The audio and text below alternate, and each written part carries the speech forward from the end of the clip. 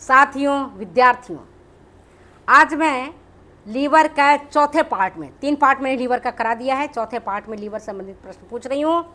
और पहला प्रश्न है, सिरोसिस की स्थिति में सोडियम की मात्रा,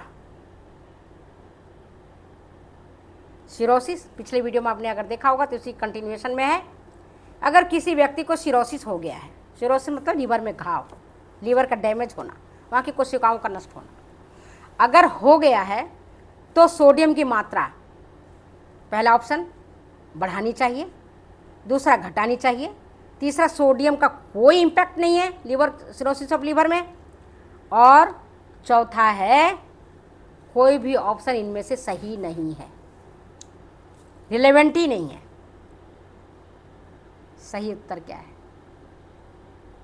सिरोसिस की स्थिति में सोडियम की मात्रा घटा देनी चाहिए, सोडियम कम देना चाहिए, टेबल साल्ट पूर्णतः वर्जित समझना चाहिए, क्योंकि सोडियम कोशिकाओं से पानी को ग्रहण कर लेता है और बॉडी फूलने लगता है, सूजन आ जाता है, इसलिए सोडियम की मात्रा को घटा देना चाहिए। नेक्स्ट क्वेश्चन, एसाइड्स की स्थिति में, एसाइड्स भी क्या है?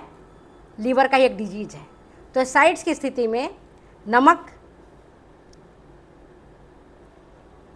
एसाइड्स की स्थिति में आहार नियोजन कैसा होना चाहिए? तो नमक, सोडियम क्या होना चाहिए? अधिक देना चाहिए, मतलब एसाइड्स की स्थिति में नमक, ऑप्शन पहला अधिक देना चाहिए, दूसरा कम देना चाहिए, तीसरा बिल्कुल वर्जित समझना चाहिए, चौथा उपरोक्त में कोई नहीं। सही उत्तर क्या है?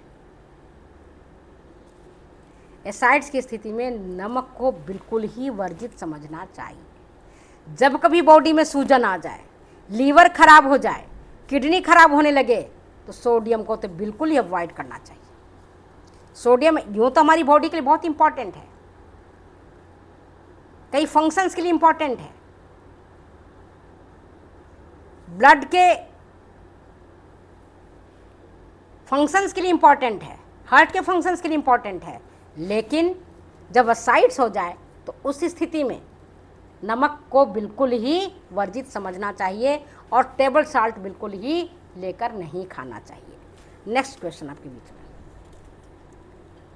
यकृत को स्वस्थ और निरोग रखने में कौन मदद करता है? यकृत को स्वस्थ और निरोग रखने में कौन मदद करता है? ऑप्शन आपके पास है, कोलिन, दूसरा मेथियोनिन, तीसरा सोडियम, चौथा केवल कोलिन और मेथियोनिन। सही उत्तर। लीवर हमारा कैसे स्वस्थ और निरोग रहेगा? हम क्या लेंगे तो स्वस्थ रहेगा? पहला ऑप्शन आपके पास है मेथियोनिन, दूसरा है कोलिन, तीसरा है सोडियम, चौथा है केवल ए और बी। सही उत्तर है हमारा कोलिन और मेथियोनिन। लीवर को स्वस्थ रखने के लिए ये 2 चीज़ों का होना जरूरी है। कोलिन है विटामिन बी समूह का एक विटामिन, और मेथियोनिन है अमीनो अम्ल। ये मेथियोनिन अमीनो अम्ल लीवर में जा कर के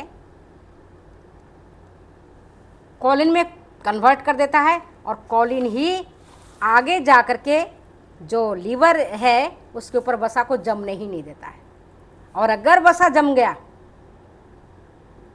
लीवर पर तो सोच के नुकसान ही होगा, लीवर डैमेज होना ही होना, सिरोसिस ऑफ लीवर होना ही होना है। एसाइड्स भी हो सकता है, हिपैटिक कोमा आगे चल के हो जाएगा। चलो नेक्स्ट क्वेश्चन आपके बीच में, हिपैटिक कोमा के क्या लक्षण है? हिपैटिक कोमा क्यों होता है पहले तो जानो, और लक्षण क्या है? हिपैटिक कोमा तब होता है जब लीवर में अमोनिया गैस बन रहा है लेकिन वो यूरिया में कन्वर्ट नहीं हो रहा है। तो यूरिया में अगर कन्वर्ट नहीं होगा तो यूरिया का छनन किडनी द्वारा नहीं होगा, और वो अमोनिया गैस कहाँ चला जाएगा? सीधे ब्लड रक्त नलिकाओं में पहुँच जाएगा, रक्त नलिकाओं में पहुँचेगा, वहाँ से पहुँच जाएगा मस्तिष्क, ब्रेन तक पहुँचेगा। अब ब्रेन के सेल में पहुँच करके बेहोशी की स्थिति उत्पन्न कर देगा। इसको कहते हैं हिपैटिक कोमा। जब तो इसका लक्षण क्या है?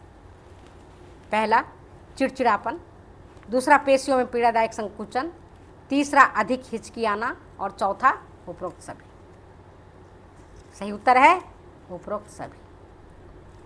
चिड़चिड़ापन भी होगा, पेशियों में पीड़ादायक संकुचन भी होगा, अधिक हिचकी आएगा, तो ये सब इसके लक्षण हैं। नेक्स्ट क्वेश्चन, हिपैटिक कोमा तब होता है जब, इसका आंसर तो मैं बता ही चुकी हूँ, फिर दोहरा देती हूँ। हिपैटिक कोमा तब होता है जब, पहला ऑप्शन, अमोनिया का परिवर्तन यूरिया के रूप में नहीं हो पाता है, दूसरा सोडियम का सेवन अधिक किया जाता है, तीसरा उच्च कैलोरी युक्त आहार दिया जाता है और चौथा निम्न वसा युक्त आहार दिया जाता है। सही उत्तर क्या है? चलिए, हमारी बैटरी जो है वो डाउन हो गया है, अब हम इसको चार्ज करेंगे, तब हम आपको पढ़ाएंगे। यहीं हम अपनी वीडियो को देते हैं विराम और मोबाइल को करते हैं चार्ज। Okay, bye.